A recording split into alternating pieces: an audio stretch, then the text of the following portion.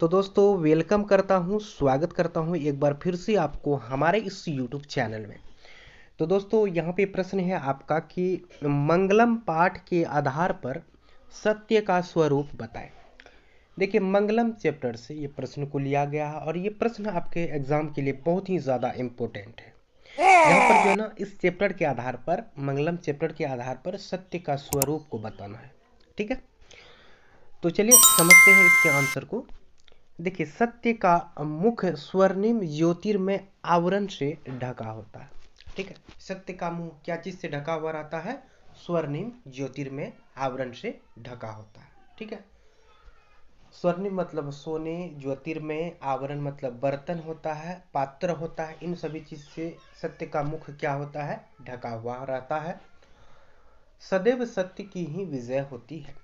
हमेशा जो है सत्य का ही विजय होता है और सत्य का विजय कभी नहीं होता है। इसीलिए बोला गया कि सदैव सत्य की ही क्या होती है?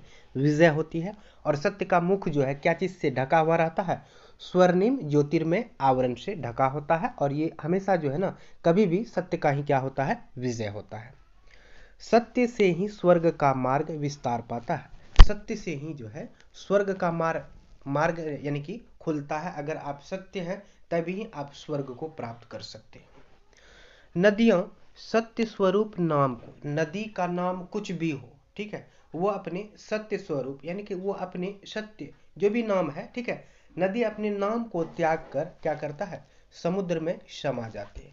चाहे नदी का कोई भी नाम हो, ठीक है, वो नदी जो है ना हमेशा अगर समुद्र में जाएगा उसका पानी, तो उस नदी के नाम से नहीं पुकारा जाएगा। वो समुद्र में जाकर क्या हो जाती है? अपने नाम को भी खत्म कर लेती है। इसीलिए समुद्र में वो क्या हो जाती है? समा जाती है।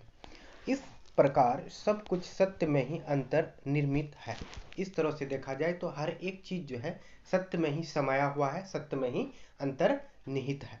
ठीक है, तो दोस्तों यहाँ पर हमारा वीडियो खत्म होता है। वीडियो देखने के लिए आपका बहुत बहुत धन्यवाद।